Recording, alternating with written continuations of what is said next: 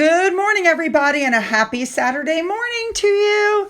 Oh, as usual, we have a lot. Now, there's a mishmash of stories in here. There's 4 or 5 different stories. There may even be more. I lost count.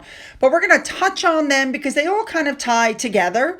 And yes, they're all about recent events. So let's jump in and cover what we have, shall we? Let's go. So to start with, before we get into all of our stories for today with Harry and Meghan, I have to talk about this one more time. Articles are coming out saying that Harry and Meghan photoshopped their kids into their Christmas card.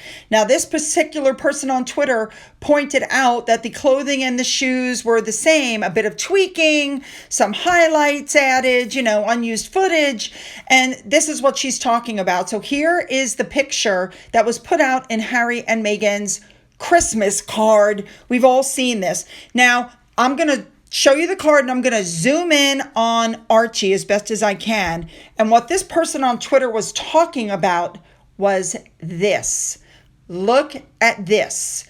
Same top, same color shoes, same everything, almost the same pose. So what they're insisting is that you took this picture, lengthened him, fix the hair a little bit, and boom, you could drop them into the picture and nobody would know the difference. I guess that's possible.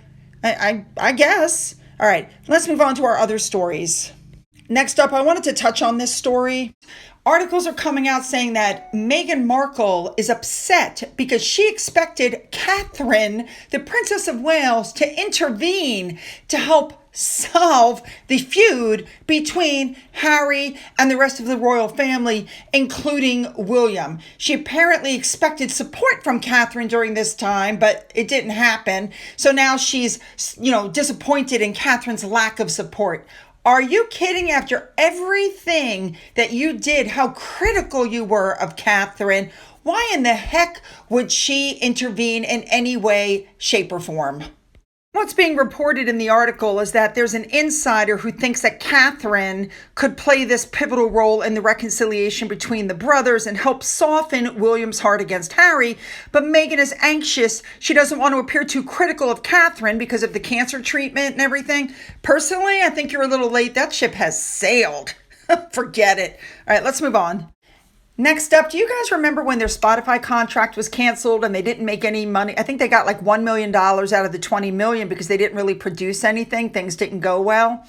And Spotify called them effing grifters and, talked about how they didn't really work. Well, somebody at Netflix now has made a comment saying, quote, "It's so much work with her." I mean, let's face it, you guys, I'm not covering the whole year, just this month alone.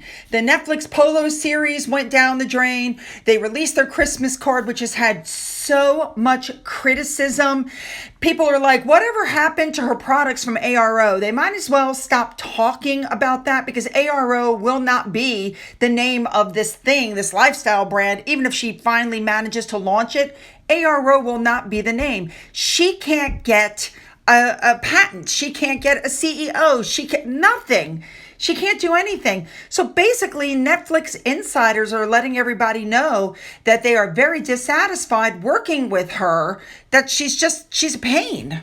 Now, another Hollywood executive, not somebody from Netflix, a high up Hollywood person said that Meghan's new show would need to be, and I'm quoting, an enormous hit to keep their Netflix deal. But I have to tell you, I think that ship has sailed also because reports are coming out that they may not even release it. Now, for this story, they actually did speak to a Netflix insider, and that person said that the cooking show may never come to fruition unless it boosts her lifestyle brand, the same one that she can't get the patent for. So this is going to be a make or break thing. If Polo's not doing well and they can't get the Netflix series up, the cooking show up, and she can't get the lifestyle brand going, then they're saying there will not be another deal. It's over. Let's be honest, the two of them said they were going to make, content that informs but also gives hope. When have they done that? They certainly didn't do that with their Netflix Wine Fest. They certainly didn't do that with Polo.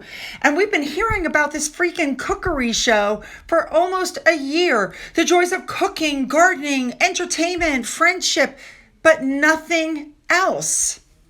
It's being reported that the people at Netflix are absolutely exhausted because it's so much work to work with her. And bluntly, the deliverable doesn't seem worth it. Well, I would have thought they would have learned that after the few little bits that listen, they need to put out content. They haven't really put out anything but that one docuseries. So I think they rushed to get some stuff out. And that's why it hasn't done well. Now, in the meantime, Oprah Winfrey threw this huge surprise birthday bash for Gayle King's 70th birthday over the weekend. And Meghan Markle was noticeably not there. People are like, well, why wasn't she, invited? Well, what's being said is that it's not a good look to be around them. Anywhere they are, the A-listers don't want to be. That's why she wasn't invited. She was at the Perry thing, but that's because she was on the board. Otherwise, I don't think she would have been there for that either. And in the meantime, even their local Montecito newspaper has been taking stabs at them. There's a tongue-in-cheek article that was published that talks about Harry and Meghan's decision to stay in Montecito, of course, after they were not invited to the royal family Christmas festivities, with the regular family in Sandringham. This is what the article says. It really is kind of nasty. It says that they are, quote, set to spend Yuletide in our Rarefield enclave with their children, Archie and Lilibet. It then goes on to mock them, talking about there are plentiful activities available in the area over the holidays, the ones that they've never attended in previous years. But at least they won't be short of activities given all our Eden by the beach has to offer. I'm sure the youngsters would love to make their first visit to the Granada to see the State Street Ballet's Nutcracker and Welcome in 2025 with the Santa Barbara Symphony New York Eve Pops concert. Guess what? At the end, guess what it says? The community awaits. So much for them, having these fabulous neighbors and, everybody just loves them. And they're not involved with the community at all. It's a joke. All right, moving on. At this point, it's pretty obvious that even Harry and Meghan's fans are completely abandoning them, and their formerly pro-Sussex publications like The Cut and The Guardian and The Telegraph are completely eviscerating them. Nobody has forgotten about Harry's wanting to interview Putin and Donald Trump about their daddy issues, and Meghan's running around telling everybody that they have all these exciting things going on at Netflix. But here's the truth, and this comes straight from the article. As an American, I'm speaking, okay? We have now moved into a new phase of this relationship. We don't rubberneck with them. We are utterly disinterested in them, and they have now hit the death keel for brand Sussex. Yes, okay, it was fun to watch the new Netflix series and Meghan doing her mock, curtsy and Harry looking mortified and the two of them endlessly complaining. And then you have the spare. But now we don't love or hate them. We're just indifferent to them. America has grown bored. We've heard it all. We've seen it all. We've become that guest at the party that's cornered, by the person that nobody wants to talk to, looking around for a better conversation. You know what I'm saying? I mean, we know in great fanfare, we all heard how Meghan signed to WME in 2023, but Harry and Meghan weren't at their Emmy party in September. And even with Emmanuel, he has not been able to kill stories about Meghan being a work bully.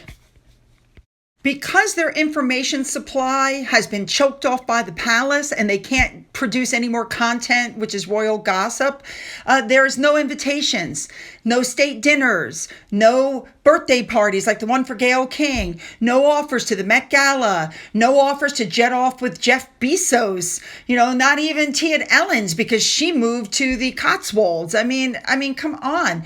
The closest thing that Meghan's got recently was an invite to a friend's baby shower where she had her own, moment and she took over the baby shower. It's the same thing that's happened over and over again.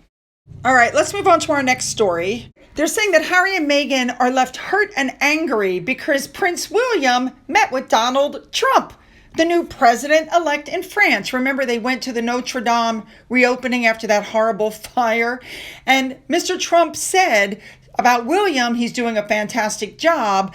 William was performing a professional role. He was doing soft diplomacy. But Meghan and Harry, if you can believe this, felt that it should have been discussed with them first. The fact that Harry can't even get William to pick up the phone is insulting enough, but now they feel that their feelings were not taken into consideration. Somebody explained to me why that's William's fault that Harry didn't keep his nose out of politics, which is something he knew he was supposed to do but didn't. Not William's problem. Moving on.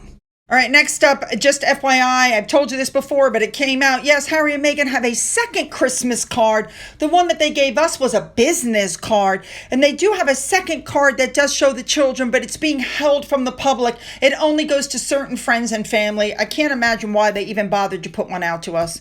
All right, let's move on. You know, I have to tell you, these articles that Meghan's team puts out in an attempt to make sure that Lily is held in the same accord as Charlotte is really quite annoying. Tall Princess Lilibet is identical to cousin Charlotte in photo. No, not even close. They're saying that Lily was the double of Charlotte with her long hair and cute floral dress, because we know that Charlotte wears floral dresses when she's gone with her parents on public engagements, and she wore an outfit just like Lily's when she visits. Somehow Charlotte is copying Lily. Get it? Even though Lily wasn't born when Charlotte was wearing the identical outfit. They're still trying to keep that connection to the royals. All right, you guys. Oh my God, your comments. I want your comments. Put them down. You know I'm reading them.